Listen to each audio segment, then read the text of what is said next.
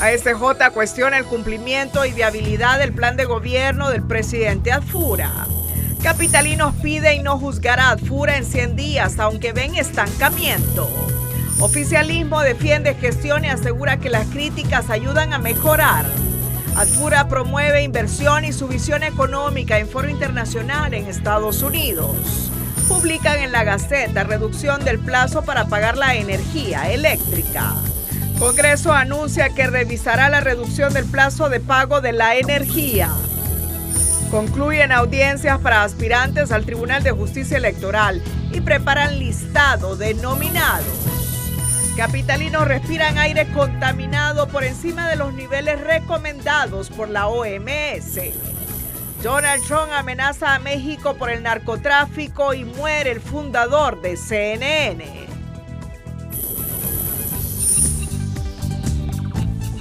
Este es su noticiero TN5 Estelar con Renato Álvarez y Cristina Rodríguez.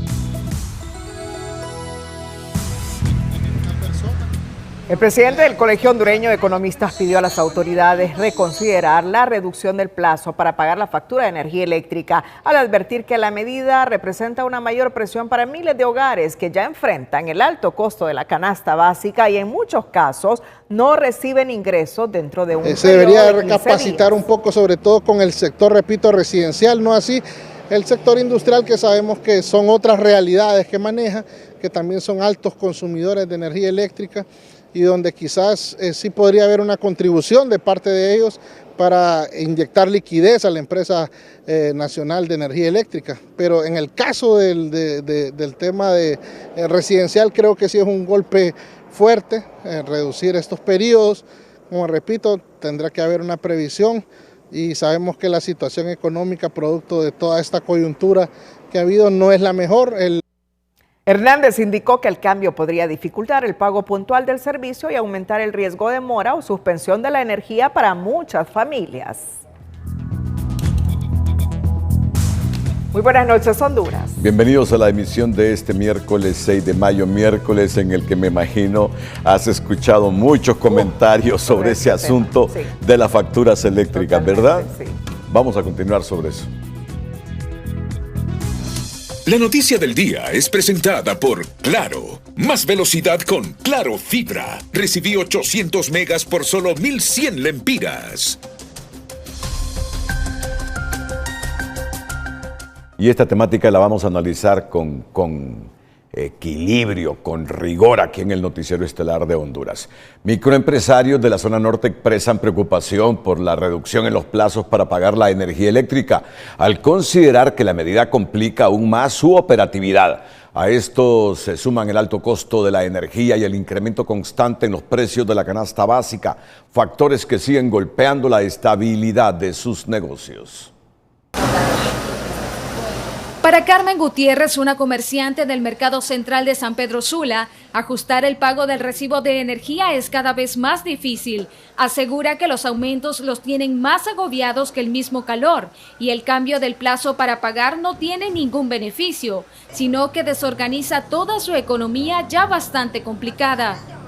Las ventas han bajado, de un 100% ha bajado a un 50%. Bastante porque como uno aquí trabaja con préstamos diarios, nos afecta bastante y al bajar las ventas no solucionamos a pagar todo, entonces nos cuesta. La decisión también genera molestia entre otros emprendedores. Está difícil para conseguir ese dinero, en 15 días conseguir ese dinero, si los cuesta conseguirlo al mes, que a veces ni los pagos salen al mes completo, como es. El efecto dominó ya se hace sentir en el norte del país. Al aumentar los costos, el poder adquisitivo del hondureño disminuye. Reflejo de ello son las bajas ventas que reportan los microempresarios, pues los ingresos ya no alcanzan ni para cubrir los pagos básicos. Si antes así eran 12 o 15 días, pero en estos momentos que las ventas están abajo de un 70%, casi un 80% de malas, no deberían de haber hecho eso. Para los expertos, la crisis que se avisora podría ser más compleja de lo que parece. Advierten que cambiar los días de pago no representa una solución real, sino que podría generar más atrasos, confusión y morosidad entre los usuarios. Y nosotros no podemos seguirle cargando al abonado 15% de pérdidas del ENE, falta de inversión en la red de distribución, pagar una factura a 15 días cuando usted sabe que la mayoría de los empleados le pagan a 30 días. Entonces realmente esto es una situación crítica que si querían tal vez aminorar la mora, esto también se puede disparar. Mientras las autoridades defienden que los ajustes son necesarios para una mejora en el sistema, la realidad en la calle es otra. Para miles de familias, el pago del servicio de energía eléctrica se está volviendo una carga cada vez más difícil de llevar. Kenia Chinchilla, Telenoticias.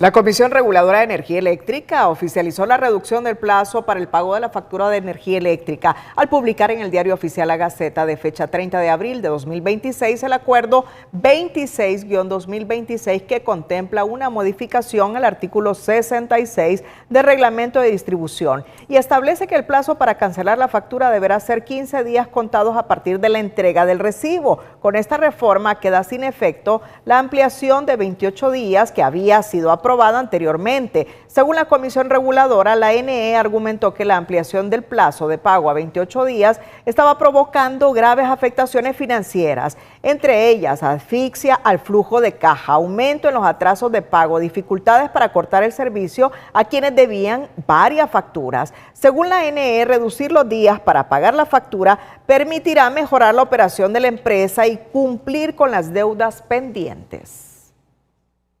La reducción del plazo para pagar la factura eléctrica ya escala al terreno político y amenaza con abrir un nuevo pulso en el Congreso Nacional.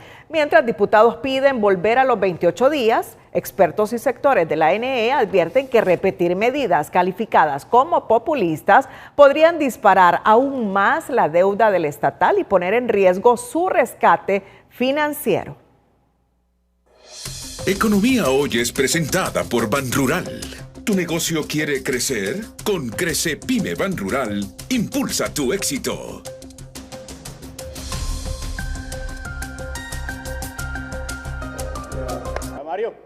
La próxima semana el Congreso Nacional podría entrar al cuadrilátero de la espinosa discusión por la reducción de los tiempos para pagar la factura de energía eléctrica que en el actual gobierno pasa de 28 días calendario a 15. Entonces le vamos a pedir a la Comisión de Energía que se reúna con la CRE, se reúna con la Empresa Nacional de Energía Eléctrica y nos puedan rendir un informe por qué estas decisiones. Algunos diputados de la bancada liberal van más allá al pedir a la Comisión Reguladora de Energía CRE volver a los 28 días para el pago de la factura, sin descartar presentar más temprano que tarde una moción en la Cámara Legislativa. Así de que le pedimos a la CRE una rectificación en este tema desde ya y para que lo volvamos a los 28 días y más adelante pues analizarlo si podemos a los 15 días. Pero este discurso en el legislativo podría caer en el mismo populismo del gobierno anterior que en el 2025, previo a las elecciones generales, tomó esta medida con fines electorales sin proyectar el descomunal daño que provocó en las finanzas y la recuperación de pérdidas de la ANE. En todo este esquema de llegar a 28 días y a manejar la ANE, ¿cómo la manejaron? La pérdida se fue a la chingada totalmente. Y los circuitos llegaron a un 66, 65, 63, 60%, 58% de pérdida por cada circuito. Es insostenible la institución en este marco de pérdida. Pero este recorte de tiempo para pagar la factura eléctrica fue más allá, al incrementar el número de familias que entraron al subsidio de energía, el desfase del programa de corte y reconexión del servicio y, lo que es peor, infló la deuda con los generadores privados, un camino que la ANE ahora tiene que corregir sí o sí. La empresa de energía necesita de fluidez económica, que tenga el capital para poder salir no solamente con el pago de generadores, pago de las planillas, pago de proveedores.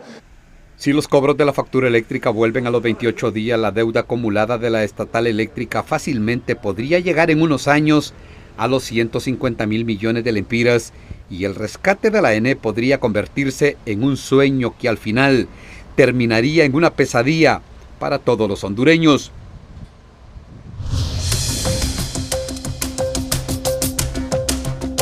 Siempre con esta temática, el exgerente de la Empresa Nacional de Energía Eléctrica, Eric Tejada, aseguró que entre septiembre de 2025 y enero de 2026 se pagaron más de 3.300 millones de lempiras a Lufusa, rechazando las declaraciones de que no se realizaron pagos desde agosto del año pasado. Asimismo, afirmó que la deuda vencida la dejaron en 10.500 millones, muy por debajo de lo que recibieron. Fuertes pagos al grupo Lufusa, tanto en el mercado de oportunidad como por los contratos que tienen con sus plantas generadores.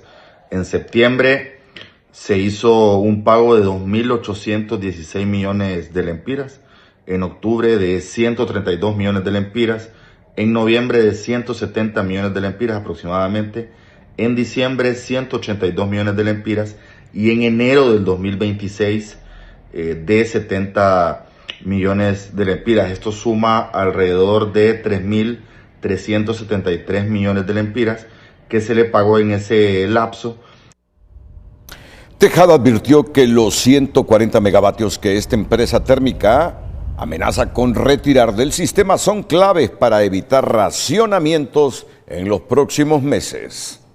La crisis financiera de la ANE reactiva las preocupaciones. Generadores privados advierten que los atrasos de hasta 9 meses en los pagos podrían provocar racionamientos y afectar el suministro eléctrico en el país. Mientras el gobierno busca alternativas para saldar parte de la deuda, expertos insisten en que el problema de fondo sigue siendo las millonarias pérdidas de la estatal.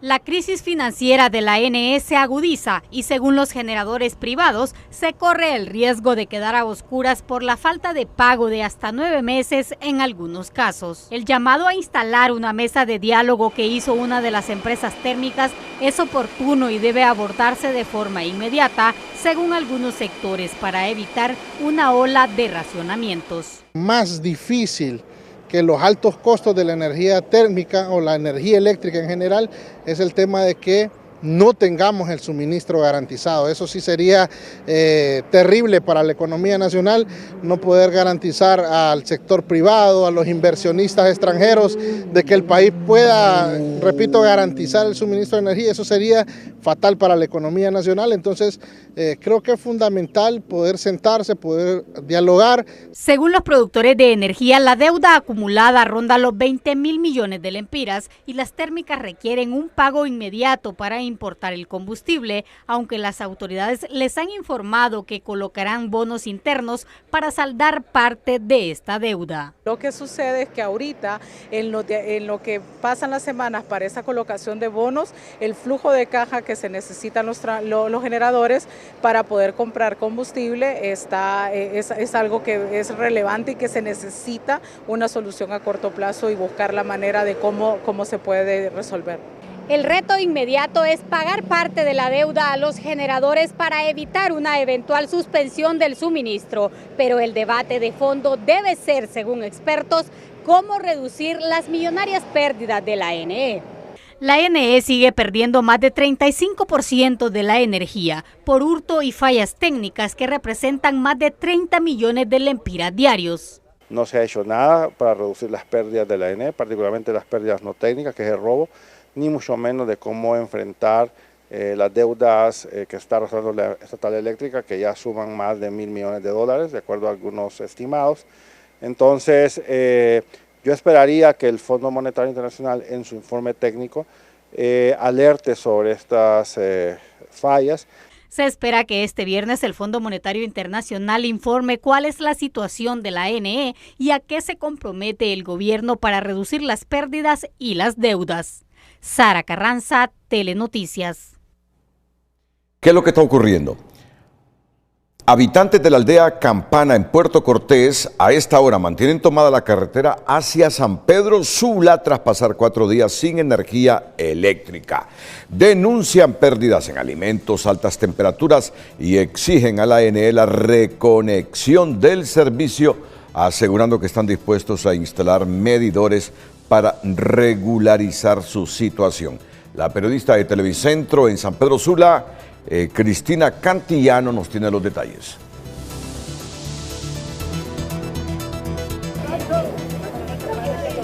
Muchas gracias, buenas noches. Hace más de 5 horas iniciaron una protesta en el sector Campana, Puerto Cortés, los habitantes de la aldea Casa Rosada, porque hace aproximadamente 4 días no tienen energía eléctrica. Gladys Aguilar, habitante de la comunidad, ¿qué ha pasado?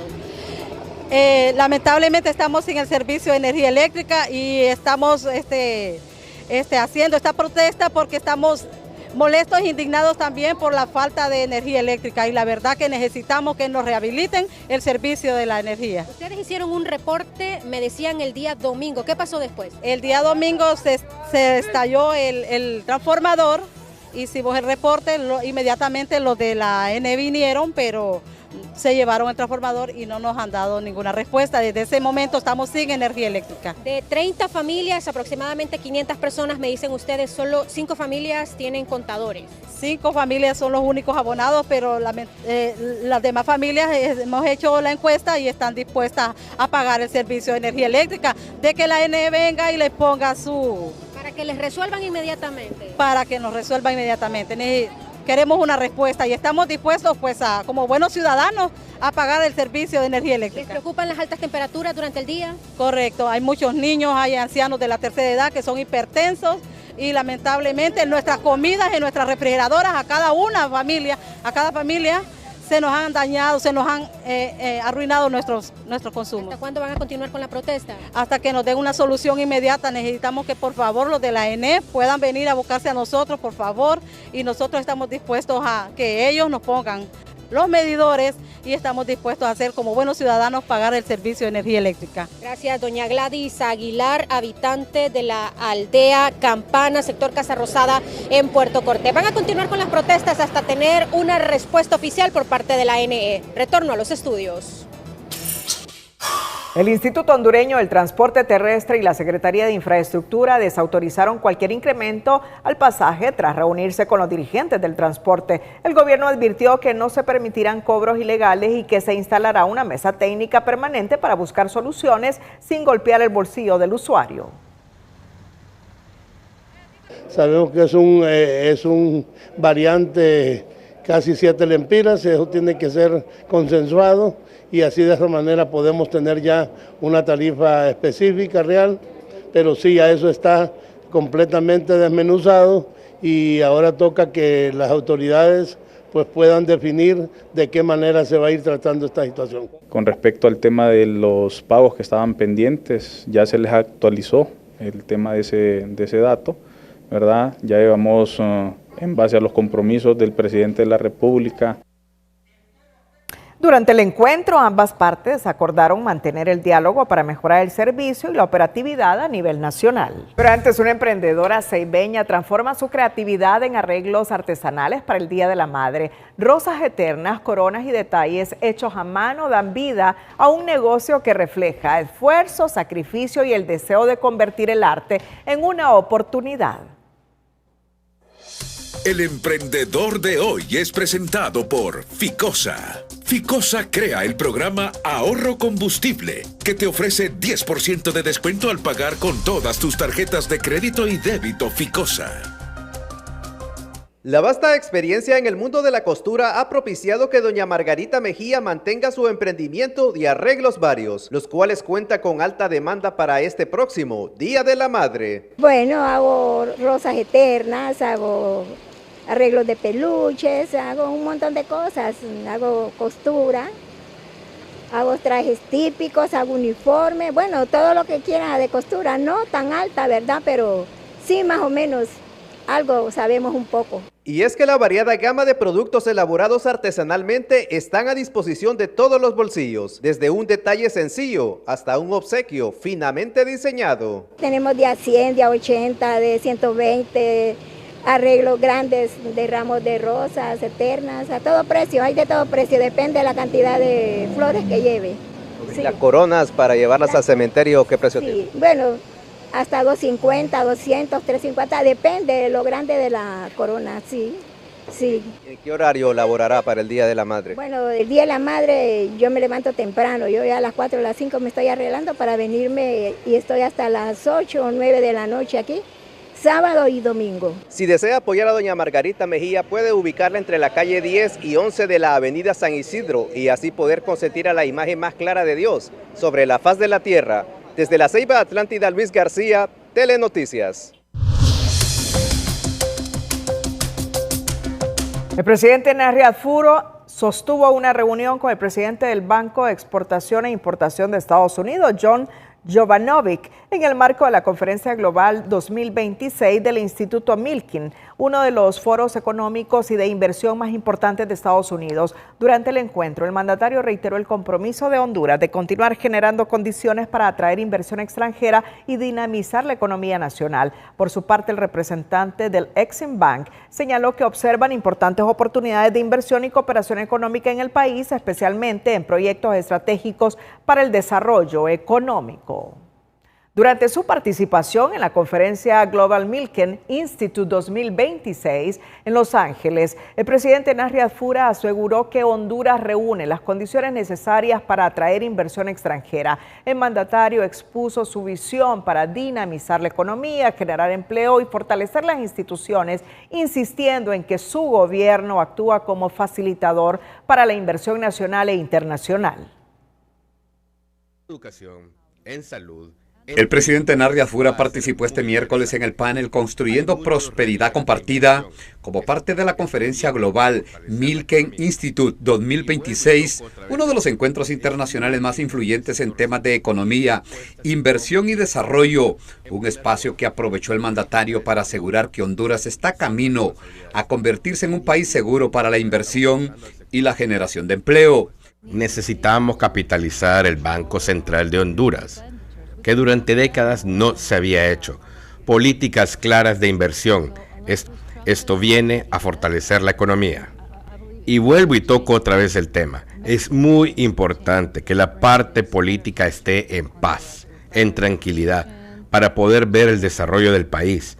¿Qué inversionista nacional o extranjero va a querer invertir cuando tiene problemas en el Congreso?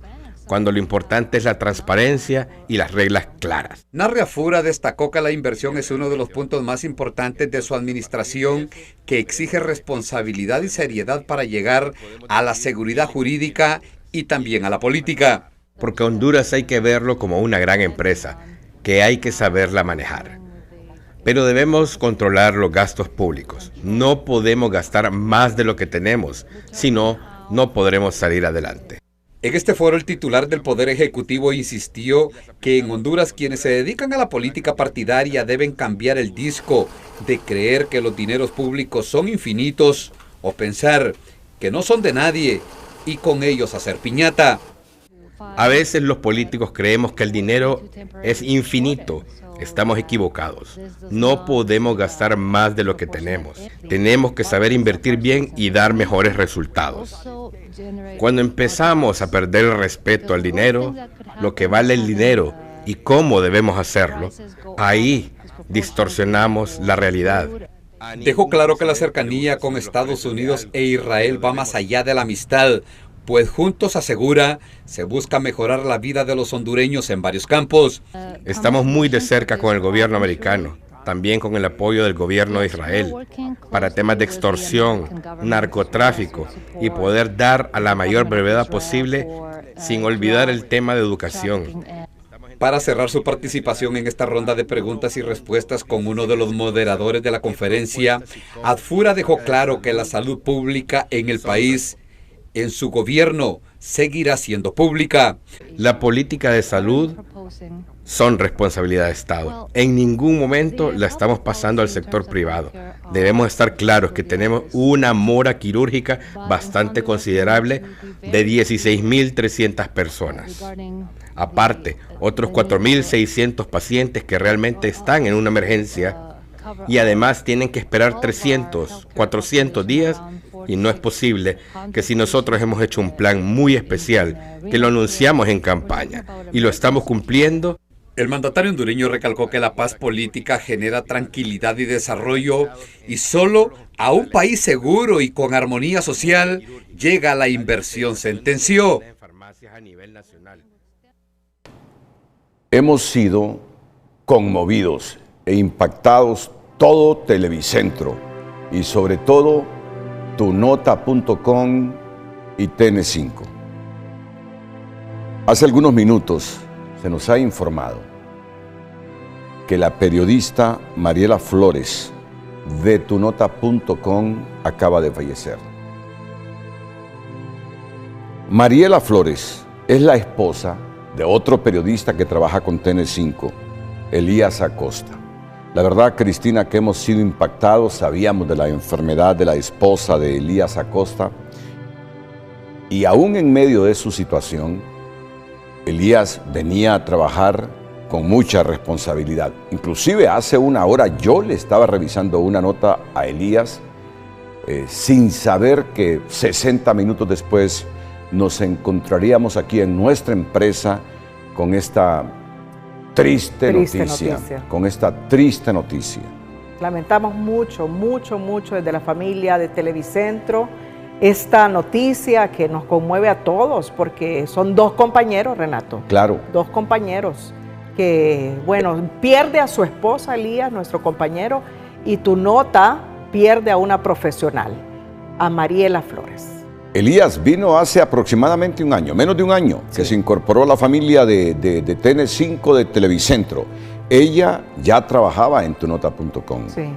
Así que, te lo digo, hemos sido impactados y conmovidos con esta noticia que se nos acaba de comunicar. La muerte de una compañera de tunota.com, la periodista Mariela Flores, la esposa de nuestro compañero en TN5, Elías Acosta.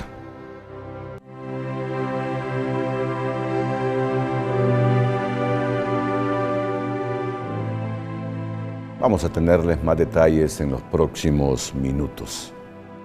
El noticiero debe continuar y después de la pausa comercial les informaremos sobre los primeros 100 días del gobierno de Nasri Afura. Hay balances divididos sobre la gestión del gobierno. Hoy hemos llegado a los mercados a medir el pulso, qué está pensando la gente de estos primeros 100 días del gobierno. Hay críticas, hay también defensa, justificaciones y funcionarios que admiten que si se han cometido errores hasta el momento, deben corregirse de inmediato. Impactados con la noticia de la muerte de nuestra compañera de Tunota, Mariela Flores, esposa de otro periodista, compañero nuestro en TN5, Elías Acosta, vamos a seguir con la agenda informativa de esta noche. Solo permítame, audiencia, tengo aquí a la productora general de noticias de Televicentro y Emisoras Unidas, la licenciada Alejandra Andino. Alejandra, le decía hace algunos minutos, sé que tú también lo estás, impactados, porque no solo muere una periodista de tunota.com, sino también la esposa de otro compañero periodista aquí de TN5, Elías Acosta. Son momentos difíciles, uno exige trabajo, pero solo cada quien de nuestros compañeros en cualquier unidad de Televicentro, Emisoras Unidas y Tunota saben lo que pasan en sus casas. Hace una hora estuve con Elías Andino, corrigiéndole una nota, Elías Acosta, perdón.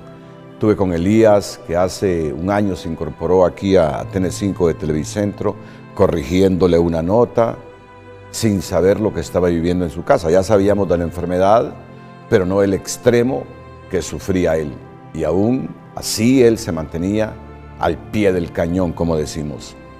Así que tus palabras como bálsamo para Elías, para la familia de Elías, para la familia de Mariela Flores, son oportunas en este momento. Licenciada Alejandra Andino, productora general de noticias de nuestras empresas. Adelante. Buenas noches, Renato. Buenas noches, Honduras. Buenas noches, Cristina. La verdad que estamos sumamente impactados y tristes por esta noticia. Desde el primer momento que nos dimos cuenta del diagnóstico de Mariela, pues acompañamos en todo lo que pudimos como empresa y como compañeros, tanto a Mariela como a su esposo, colaboradores responsables de la corporación, personas que desde el primer momento que han estado en el equipo han sido ejemplo de responsabilidad y de compromiso. Realmente no tengo palabras para poder llenar ese vacío que seguramente están sintiendo sus familias. Solo decirle que estamos consternados y que en la medida que nosotros como empresa podamos acompañarlos, vamos a estar ahí como estuvimos desde el momento que se dieron cuenta de la noticia. Mariela fue una persona muy querida en el equipo de tunota.com.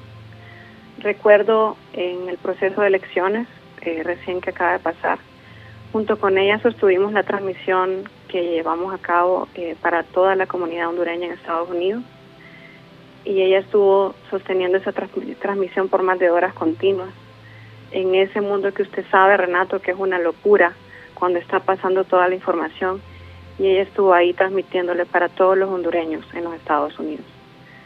Solo me queda pedirle a toda Honduras y a toda la audiencia y a todos los usuarios que consumen todo lo que tenemos en tunota.com, que nos acompañen con sus oraciones, y decirle a la familia de estos dos grandes colaboradores que estaremos ahí acompañándolos y que sentimos mucho y que el Señor les dé esa fortaleza a ellos, a su madre, a sus hijos, para llevar ese momento que seguramente es muy duro. Si nosotros estamos muy impactados, no podemos imaginar qué es lo que ellos están sintiendo. Gracias, Renato, por tomar este espacio en el noticiero para dar un pequeño homenaje o reconocer esta pérdida que definitivamente nos entristece como empresa.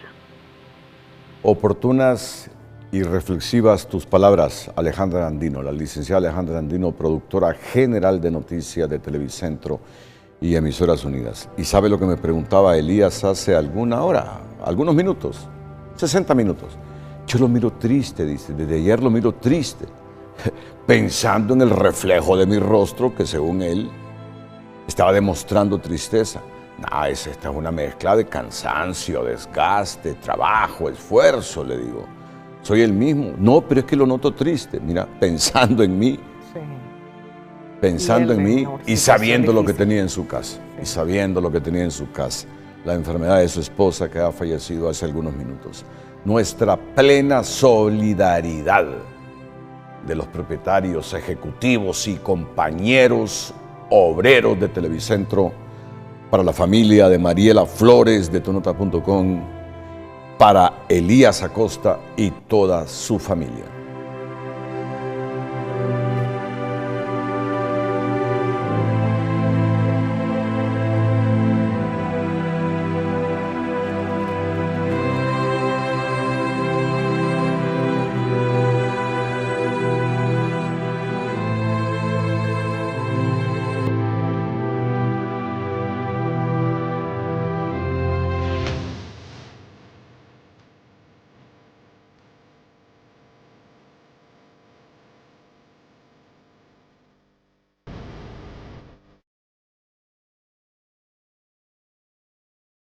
A 100 días del gobierno del presidente Azfura, organizaciones civiles y analistas presentan balances divididos, mientras algunos cuestionan la falta de resultados en seguridad, salud y transparencia. El oficialismo defiende avances económicos y asegura que la administración aún enfrenta las consecuencias de una transición desordenada.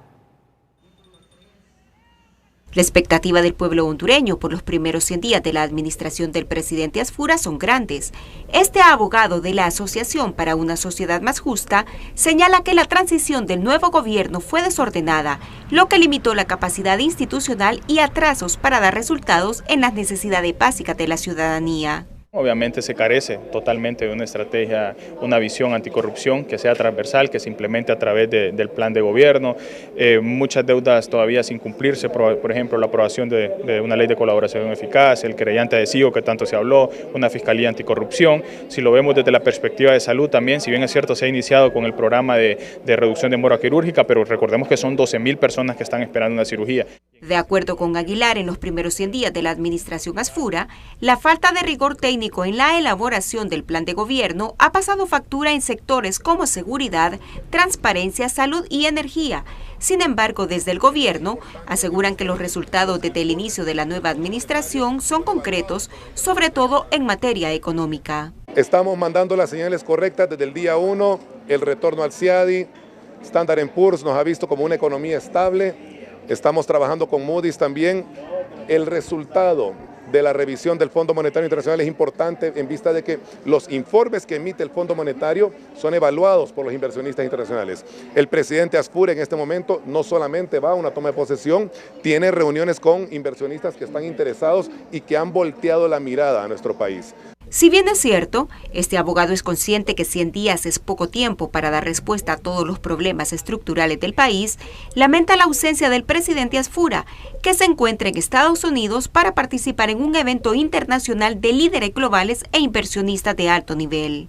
Mientras él baila feliz allá, con su buen estatus de presidente y con todas las prebendas que ya le dije, muchos millones de hondureños están bailando con la miseria y con el hambre y la inseguridad en Honduras. Que se dé esa cercanía con el pueblo hondureño está bien, pero que esa cercanía la transforme también en resultados de traer inversión al país, de un discurso sobrio, no solamente el populismo es malo.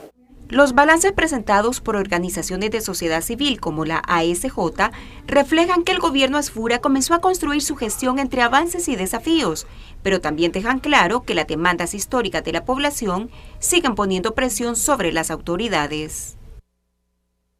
El arranque de la nueva administración también se percibe en los mercados capitalinos, donde comerciantes y compradores expresan criterios divididos sobre el rumbo del país. Mientras algunos señalan estancamiento y mayor presión económica, otros consideran que todavía es temprano para emitir una valoración definitiva del nuevo gobierno. Sin embargo, entre posturas distintas hay una coincidencia. Los sectores más vulnerables continúan sintiéndose olvidados.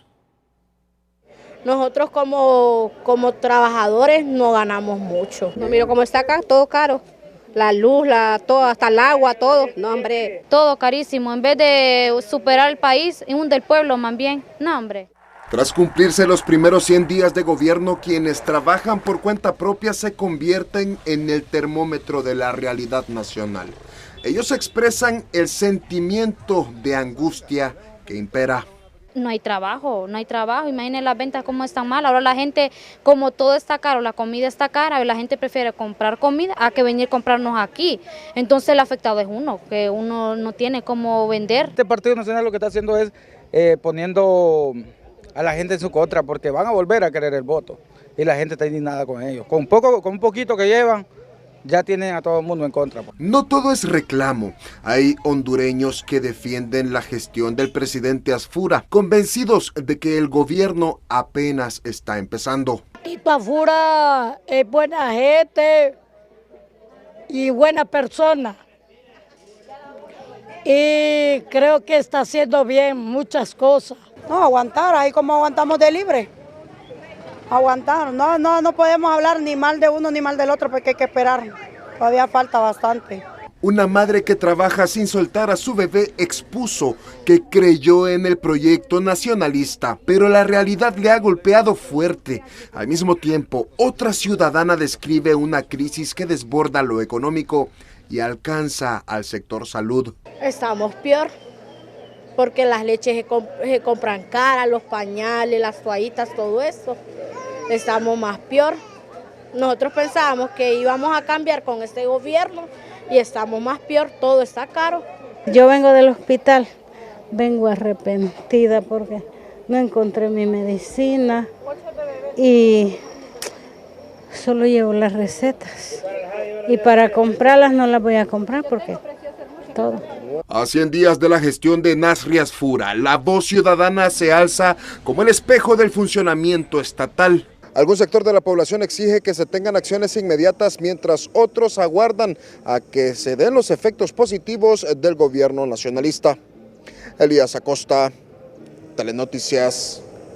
Justamente él es Elías Acosta, el del cierre de esta nota. Hoy vino muy temprano, 9 de la mañana, lo enviamos a los mercados para que hiciera consultas con nuestra gente, con la gente de la economía informal. Y en los mercados siempre se encuentra uno también con economía formal. Ahí se refleja realmente lo que está pasando en el país y lo enviamos para que consultara a la gente qué piensa de estos primeros 100 días. Vino muy temprano hoy, se incorporó al trabajo y hace una hora se fue aquí de Televicentro, simplemente para recibir o ver a su esposa fallecer en su casa. Así es la vida. Así es la vida de todos y los periodistas no somos la excepción. Ahí tenemos a dos queridos compañeros de Televicentro y tunota.com y del circuito de emisoras unidas. A la derecha, Mariela Flores de tunota.com, que acaba de fallecer, y al lado izquierdo de su pantalla, el periodista Elías Acosta de TN5. Así es el trabajo de nosotros muchas veces, incomprendido. Incomprendido, él sabía de su enfermedad, nosotros también, pero había que trabajar. Y él venía con mucha voluntariedad a trabajar.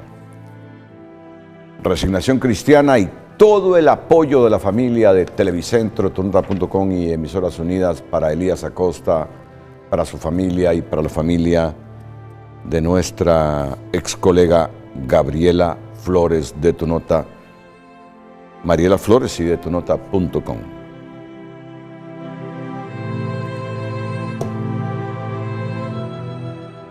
Desde el oficialismo defienden el arranque y aseguran que las críticas permiten corregir errores y fortalecer la gestión, mientras organizaciones civiles cuestionan decisiones en salud, seguridad y transparencia. Funcionarios y diputados oficialistas insisten en que esta etapa ha servido para identificar problemas y preparar reformas. El Ejecutivo además anunció que presentará un diagnóstico sobre las condiciones en que recibió el Estado.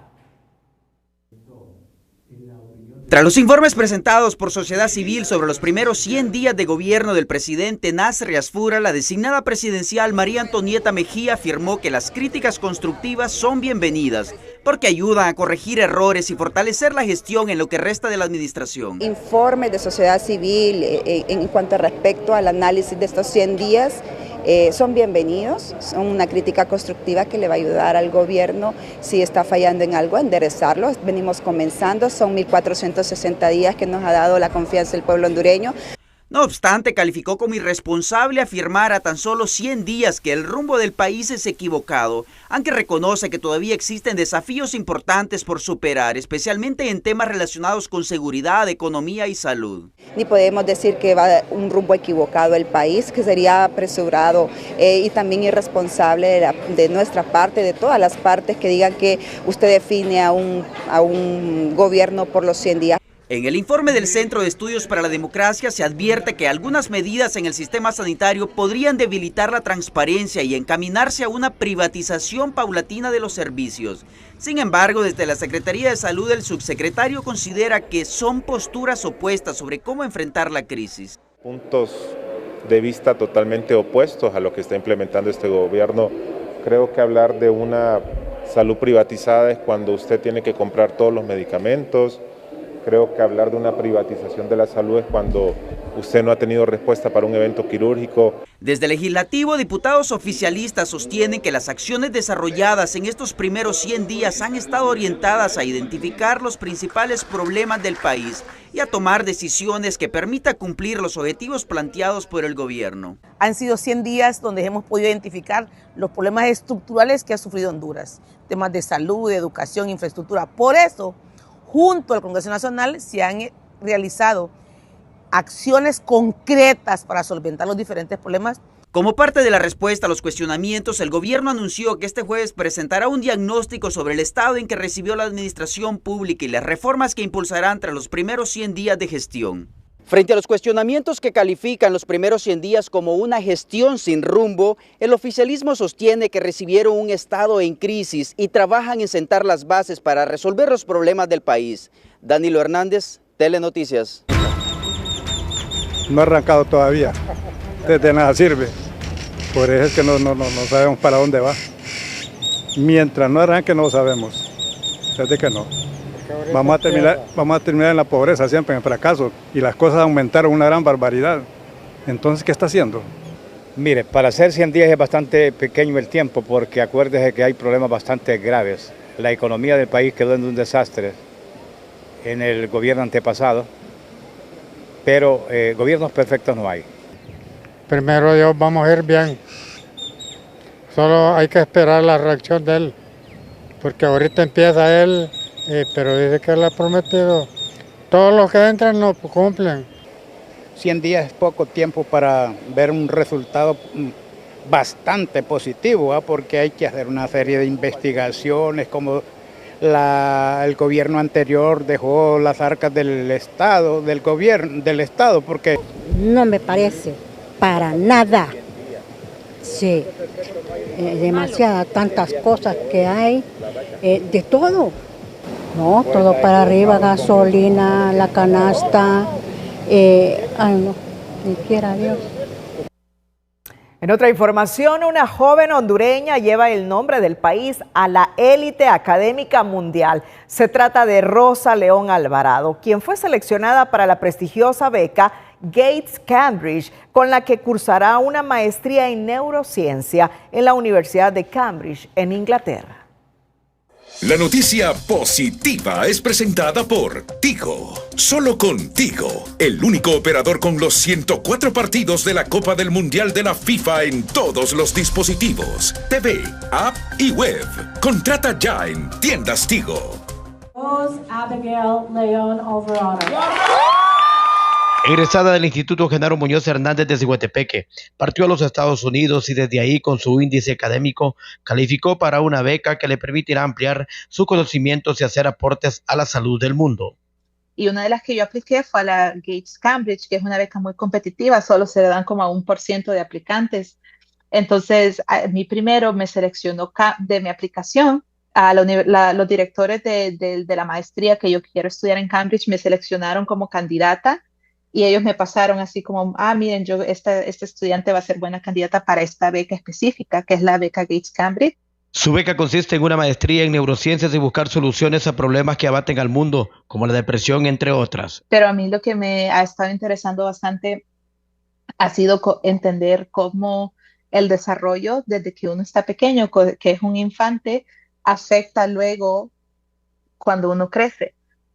Entonces, digamos, por ejemplo, hay muchos niños que crecen con ciertas condiciones en casa y eso puede afectar. No conforme con solo haber logrado su beca, también siente la responsabilidad de representar la tierra que la vio nacer, como es Honduras. Pues para mí misma y por el campo de la ciencia, de neurociencia, pero más que nada por mi país.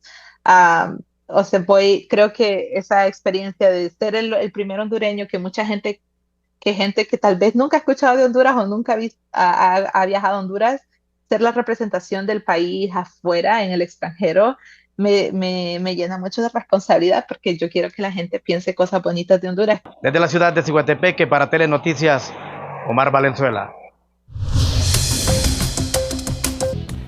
Entre el dolor y la exigencia de justicia, familiares y amigos dieron el último adiós a Naín José Fernández, un emprendedor que fue ultimado a balazos la mañana de este martes en el sector de Cabañas en San Pedro Sula. Lo habían asaltado de ayer martes. Antes, pero esa vez solo lo asaltaron, le quitaron el teléfono y el dinero nada más. Igual a la vida antes, lo mismo, solo le quitaron el teléfono. Pero esta vez, pues, lo que se dice que, o sea, no, solo le apuntaron y dispararon nada más, o sea. En la velatoria, sus seres queridos lo recordaron como un joven trabajador y lleno de sueños y exigieron a las autoridades justicia. Este hecho se suma a la ola de violencia que sigue golpeando a San Pedro Sula, donde los ciudadanos viven con creciente preocupación por la inseguridad. Entre los más de 150 expedientes que circuló la Sala de lo Constitucional, destacan 2 recursos presentados a favor de la exfiscal Francia Sofía Medina. La defensa ya fue notificada del sobreseimiento de ambos amparos, lo que descarta por ahora una posible libertad por vencimiento de términos. Sin embargo, sus abogados todavía pueden presentar un recurso de reposición ante la misma sala. Entre más de 150 expedientes evacuados por la Sala de lo Constitucional, destacan 2 recursos de amparo promovidos por la defensa de la exfiscal Francia Sofía Medina, señalada por delitos de corrupción, lavado de activos y falsificación de documentos públicos. Estableció la Sala que de continuar con el trámite de esa acción constitucional de amparo, únicamente lo que estaría generando es un retraso o una dilación innecesaria en el desarrollo del juicio principal, que únicamente lo que falta es el conocimiento del fallo. La resolución de la sala sobresee ambos recursos al considerar que existían pronunciamientos judiciales previos y que los argumentos presentados correspondían a legalidad ordinaria, no a violaciones constitucionales directas.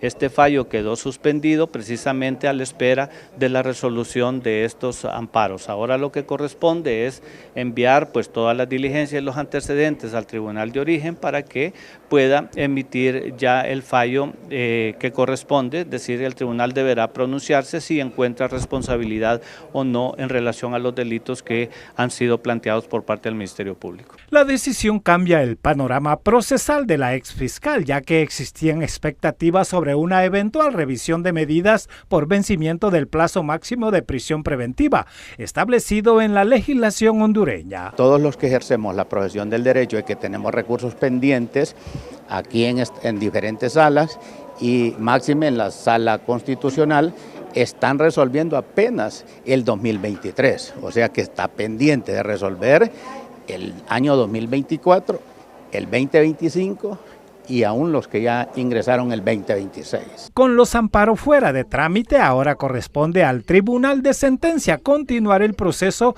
y emitir el fallo respectivo en la causa penal principal. La mora cada día es más alta, así que creo que esta sala se debe pronunciar. Creo que el Pleno de Magistrados se debe reunir porque la expresidenta no puede seguir incidiendo en lo que es la toma de decisiones. La Sala Constitucional comenzó a mover expedientes y uno de los casos más sensibles ya dio un giro judicial. La audiencia de conciliación entre la consejera del Consejo Nacional Electoral, Cosette López, y el exconsejero Marlon Ochoa fue declarada fracasada. Luego que el querellado no compareciera personalmente ante el órgano jurisdiccional, la defensa legal de Ochoa sí se presentó, pese a que el exfuncionario salió del país y ha sido ubicado recientemente en México. Mientras el juez deberá decidir en los próximos días si reprograma la audiencia o declara en rebeldía al querellado. De emitirse esa declaratoria, el expediente avanzaría a una instancia superior, abriendo paso a una posible orden de captura y eventual alerta internacional contra Marlon Ochoa. El Tribunal de Sentencia de Roatán fijó para el 19 de mayo la lectura de fallo contra el estadounidense Gilbert Reyes, acusado de asesinato de 3 mujeres en Islas de la Bahía. Las víctimas fueron reportadas como desaparecidas y luego halladas sin vidas en un vehículo en French Key. Durante la etapa de las conclusiones, el ente acusador del Estado solicitó al Tribunal de Sentencia que imponga o que se le dicte un fallo condenatorio encontrando la responsabilidad penal al ciudadano estadounidense, mientras que su equipo de defensa técnica solicitó a la terna de jueces que le dicte un fallo absolutorio. Según la Fiscalía, Reyes es el autor material del crimen contra Diones Solórzano, Nikendra McCoy y María Antonia Cruz. Tras los hechos, huyó de Honduras y fue capturado en República Dominicana. Casi 3 años después de la masacre en La Penfas, una de las 46 víctimas aún no ha sido sepultada por dudas sobre la identidad del cuerpo entregado a su familia. Los parientes aseguran que los restos no corresponden a su familiar y denuncian fallas en el proceso de identificación. Sandra Xiomara Rodríguez, yo creo que todavía, ¿verdad?, vive lo que es ese vía crucis, la familia. A casi 3 años no le ha podido dar un santo sepulcro, un entierro digno, porque dentro de las 46, 18 fueron en este caso calcinadas. Tendrían que revictimizar a 17 familias a lo largo y a lo ancho del país para poder sacar, ¿verdad?, exhumar. El caso ya fue presentado ante la Comisión Interamericana de Derechos Humanos, mientras la familia espera que avance hasta la Corte y se investigue a los posibles autores intelectuales de la tragedia. Un juez dictó detención judicial contra Modesto Murillo Gutiérrez, alias Supremo Cortacabezas, supuesto miembro del Cártel del Diablo, investigado por el secuestro y asesinato de un pastor en Yorito Lloro. El imputado enfrenta cargos por asociación para delinquir y tenencia ilegal de armas, tras ser capturado en Marale, Francisco Morazán. La audiencia inicial fue programada para el 11 de mayo, mientras continúan las investigaciones contra otros supuestos integrantes de esta estructura criminal. La Comisión de Seguridad del Congreso Nacional dictaminó reformas al Código Penal y Procesal Penal para endurecer el combate contra la extorsión, el secuestro y las estructuras criminales ligadas a maras y pandillas. Las modificaciones amplían agravantes, refuerzan las investigaciones y obligan a empresas telefónicas y financieras a entregar información en menos tiempo. Hablamos de combatir de frente el tema del secuestro. Yo estoy promoviendo declararlo como terroristas a los secuestradores. ¿Y qué quiere decir esto? Que al ser catalogados como terroristas va a tener otro espectro, otras capacidades del Estado para perseguir este tipo de delitos que no pueden seguir ocurriendo y que es vergonzoso y penoso que estemos volviendo a aquellos tiempos donde existían los secuestros y que nadie ponía cartas en el asunto. El dictamen también aumenta penas para quienes utilizan menores, suplanten autoridad o dirijan extorsiones desde el extranjero, además de fortalecer la protección de víctimas y testigos. Yo estoy promoviendo lo que es un delito que estamos denominando captación irregular de fondos. Esto para atacar de frente a todos estos esquemas de estafas, como es el caso Corium y otras diferentes personas y malvivientes que se dedican a estafar a las personas, no solamente en Cortés, también a nivel nacional. La propuesta será discutida en el Pleno en medio del debate entre seguridad y garantías constitucionales. Vi las reacciones, escuché las reacciones en TN5 en línea en relación a la resolución judicial, la Sala Constitucional de la exfiscal Francia Sofía. Pero la gente no entendió. La gente no entendió. Hoy la Sala declaró sin lugar los amparos interpuestos por la defensa de la exfiscal Francia Medina. La gente cuando escucha del término sobreseer asocia que dicen eximir. Ya luego vamos a debatir ese tema. Pero miren que la gente no entendió. La gente no entendió. La gente cree que hoy favorecieron con esa resolución a la exfiscal. Las estrategias de comunicación para que la gente entienda, porque los hondureños así somos. Cuando decimos sobreseer, sobreseimiento, creemos que es eximir. Y tengo que aclararlo. Hoy la Sala Constitucional declaró sin lugar amparos interpuestos por la defensa de la exfiscal Francia Medina. O sea que el problema de fondo continúa para la exfiscal. Continúa para la exfiscal. Por eso hay que ser lo más sencillo para comunicarle a un pueblo que no es muy ducho con los tecnicismos de nuestros códigos procesal, penal y todo esto. Muy bien, solo lo aclaro porque las reacciones que hubo en TN5 en línea hoy, lo que hemos visto en las redes, es diferente al espíritu de lo que resolvió hoy la Sala Constitucional de la Corte Suprema. La vicepresidenta del Congreso Nacional, Lizy Cano, es del criterio que el actuar de la nueva administración legislativa supera con creces en apenas 100 días todo lo que realizó la gestión anterior, que pasó una parálisis permanente. Un Congreso que tiene mucha más producción legislativa que no sé cuánto del Congreso anterior. No se trata de comparaciones, pues, porque al final, pero sí se trata de entregarle al pueblo hondureño un Congreso que merece, un Congreso que definitivamente esté a la medida de los intereses del pueblo, un Congreso que legisle para que la gente se sienta verdaderamente representada. Cano afirmó que en estos meses han aprobado importantes iniciativas, entre ellas deducciones salariales significativas a diputados que no asisten a las sesiones legislativas. Este miércoles concluyeron las audiencias públicas para los candidatos al Tribunal de Justicia Electoral con la participación de reconocidos profesionales del derecho como Wilfredo Méndez, Nilia Ramos y la exjueza Carla Romero. Si ya hay personas que están elegidas para el cargo, les deseo la mejor de las suertes. Les deseo no suerte, de los éxitos, de las victorias.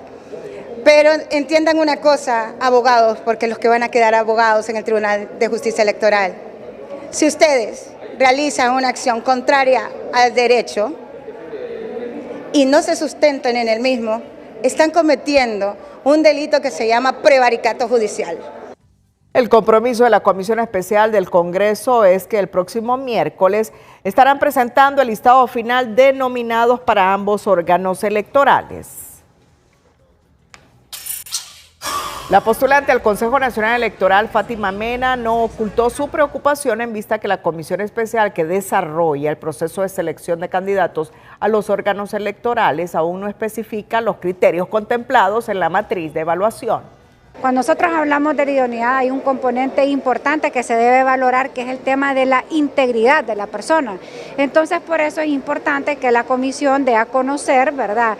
En este caso, primero, más allá de las notas, cuáles son los componentes que van a valorar y sobre qué es que le estarían dando peso para poder tomar la decisión. Esto facilita también los procesos de veeduría y participación ciudadana. Mena señaló que existen estándares internacionales que deben seguirse a cabalidad para generar confianza. Con los porcentajes fuera del proceso de evaluación, crecen las voces que consideran que la reforma que dio vida a la Junta Nominadora perdió su propósito. La polémica aumentó luego de que el presidente del Congreso, Tomás Zambrano, dejara claro que el legislativo no está obligado a elegir al aspirante mejor calificado, abriendo, según analistas, el camino a negociaciones políticas y decisiones discrecionales. Con los puntajes numéricos fuera de escena, lo mejor sería la eliminación de la reforma constitucional que dio vida a la Junta Nominadora y Proponente, pues de acuerdo a este analista, los más preparados nunca son considerados para ocupar puestos en la institucionalidad. ¿Quién de todos los que sacaron los mayores porcentajes y tenían su hoja sin denuncias y con sus estudios de doctorado y maestría fueron tomados en cuenta? Y es que el presidente del Legislativo, Tomás Zambrano, fue claro: nada de distinciones entre el mejor y peor evaluado, porque ese poder del Estado no está obligado a elegir al más destacado de la lista. El problema, según este postulante al CNE, es que la ley no establece explícitamente que se debe elegir a la nota más alta, lo que ha derivado en un proceso de degradación que tiene que reformarse para garantizar que las evaluaciones sean imparciales, transparentes y apolíticas. Y debe impulsarse una ley que garantice a todos los autopostulantes de que sus calificaciones van a ser tomadas en cuenta con una matriz de evaluación bastante objetiva. La comisión evaluadora tendrá que remitir un listado de candidatos que se limite meramente a definir si un aspirante a un cargo público es apto o no para el puesto, sin menoscabar en incómodos porcentajes. El presidente de la Comisión Especial del Congreso afirma que mantienen una matriz de evaluación objetiva para elegir a los mejores en el CNE y TJE, pero que para futuras elecciones de magistrados a la Corte Suprema o la Fiscalía General no hay intención de eliminar las juntas evaluadoras. Esto es solamente para el tema electoral porque es un tema en el cual los postulantes, algunos tienen bastante experiencia, otros ninguna, y los criterios pueden ser muy subjetivos en cuanto a la hoja de vida, pero no, para todo lo demás que hay juntas proponentes son calificaciones. Mientras las calificaciones sigan sin pesar en las decisiones finales, las juntas evaluadoras corren el riesgo de convertirse en un simple trámite político y no en una garantía de meritocracia para el país. En otra información, los capitalinos respiran aire contaminado que ya supera los niveles recomendados por la Organización Mundial de la Salud. Mientras el humo vuelve a cubrir la ciudad, médicos y epidemiólogos alertan que niños, adultos mayores y mujeres embarazadas son los más vulnerables. Expertos recomiendan el uso de mascarilla y advierten que las partículas contaminantes no solo afectan los pulmones, sino también otros órganos del cuerpo. Tegucigalpa volvió a despertar bajo una densa capa de humo y con índices de contaminación que ya superan los niveles recomendados para una calidad del aire saludable. Lo ideal, según la Organización Mundial de la Salud, es mantenerse por debajo de los 50 puntos. Sin embargo, este martes la capital superó los 150, según monitoreos internacionales. Tuvimos un total de 79 casos, entre ellos resfríos comunes, faringoamigdalitis virales. Todo esto puede ser ocasionado por los virus que están esparcidos en el ambiente, ¿verdad? Y tuvimos un caso de neumonía, ¿verdad? Entonces, todo esto hasta cierto punto es prevenible con el uso de mascarilla y con la vacunación. Pero este aire tóxico no aparece por casualidad. El Cuerpo de Bomberos reporta que los incendios forestales y zacateras ya superaron los registros del año pasado, una situación que continúa generando grandes cantidades de humo sobre la capital. Sí, no, hemos tenido un incremento de un 5% a la fecha. El año pasado estamos en 130, llevamos más de 136. Con esto así, donde estamos teniendo ese humo que están dejando los tocones o los troncos que quedan, que a pesar de que el incendio esté apagado, pero sigue desprendiendo humo. Los especialistas advierten que los más afectados son los niños, adultos mayores, mujeres embarazadas y personas con enfermedades respiratorias. Usemos una mascarilla KN95 o N95. Hay que hidratarnos adecuadamente y evitar hacer ejercicio físico en horas de la mañana, especialmente a las personas que están acostumbradas a hacer este tipo de ejercicios. Las altas temperaturas y el humo continúan deteriorando la calidad del aire y la incertidumbre crece al no haber un pronóstico que indique cuándo se disipará la bruma sobre la capital. Los capitalinos vuelven a respirar aire tóxico, una situación provocada por los incendios y que deja a miles de personas afectadas. Pero esto también deja una reflexión importante, y es que cuidar el ambiente es responsabilidad de todos. Carolina Martínez, Telenoticias.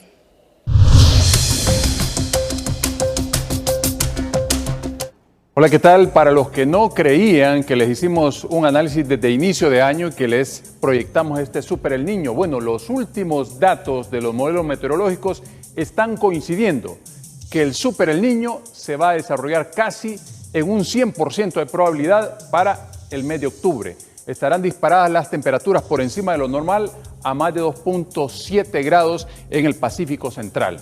Y esto indica fenómeno de Super Niño o Niño Godzilla, como le quiera llamar, y las repercusiones en Honduras y el resto de la región serán críticas. Y para estas próximas 24 horas, este sistema anticiclónico continuará dejando condiciones muy secas y temperaturas elevadas en el territorio hondureño. Vamos en el departamento de Santa Bárbara a 40 grados, esperando en Olanchito, Morazán, hablando de Lloro, 38, 39. Aquí lo estamos viendo, El Progreso, Villanueva, San Pedro Sula, Choloma, están también en esa línea de temperaturas elevadas. En el sur esperamos 38, entre 34 y 36, oscilando aquí en el centro, 35 y 36 en la parte oriental y máximas de 32 y 38 en el resto de la parte norte. En el occidente, pues ya les mostré que la máxima va en Santa Bárbara a 40. El índice ultravioleta también disparado en zonas de Comayagua a 14 y extendiéndose para toda esa región cálida que ya les mostré.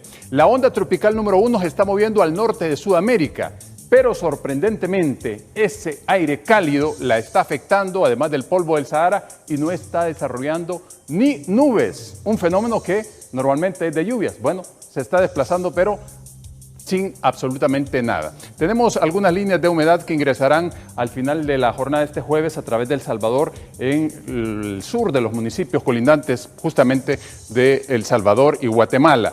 La humedad relativa se va a mantener en el resto del día bastante baja en el territorio hondureño y bueno, existe una posibilidad muy leve de algún chubasco, pero muy disperso ahí nada más en la zona fronteriza con El Salvador. 2.6 metros la altura del oleaje en el litoral Caribe, producto de vientos acelerados en esa región, y normal de 1.8 metros a la salida del Golfo de Fonseca. Y en las últimas horas se ha disparado también la contaminación, las micropartículas 2.5, ya no solamente en el occidente del país y partes del centro, sino que lo vemos en al menos el 90% del territorio. También el monóxido de carbono pues se ha elevado y se mantiene la mala calidad del aire a nivel nacional. Protéjase, cuídase, siempre le queremos como televidente y no como noticia. Que la pasen bien. Miren, vamos a concluir con estas imágenes de nuestra compañera Mariela Flores, periodista de tunota.com, que falleció hace algunas horas, esposa de otro compañero nuestro aquí de TN5 Estelar, Elías Acosta. Hoy los productores de TN5 Estelar, Isaí Amán González y Eduardo Tinoco, me dicen: Renato, ella estuvo contigo hace algunos años en Frente a Frente y ahora la recuerdo. El año pasado, previo al proceso electoral primario. Sí. la joven licenciada Mariela Flores estuvo representando a tunota.com en el Frente a Frente y estaba de invitado Luis Zelaya. Ella ha fallecido hoy, hace algunas horas. Y podemos dejar un poquito del ambiente y la participación de Mariela Flores, que de Dios goce. Mencionaba también ese punto y pues, que es por lo que estamos hablando hoy. Se habla también de poder incluir dentro de la carga académica la educación vial. ¿Cree usted que eso es factible? Y también después nos habla más acerca de eso que usted menciona, que ahora, no sé si es solo en su caso, que está pagando por esas... No, yo no puedo pagar esa cantidad. No, le menciono... Ella vino a representar a tunota.com con otros compañeros de HRN, de Televicentro, de Hoy Mismo, de TN5. Ella ha fallecido hoy. Reiteramos nuestro sentimiento solidario como Televicentro a la familia de Mariela Flores, de tunota.com y de su esposo, el compañero nuestro, Elías Acosta. Esta es la familia que formaron. Esta es la familia que formaron. Ella deja dos hijos. Nuestra solidaridad con Elías, con su familia y con estos pequeñitos. Renato. Y vamos a terminar con una fotografía de ella sola con sus 2 hijos. Elías siente el respaldo y toda la familia siente el respaldo de Televicentro, Tunota y Emisoras Unidas.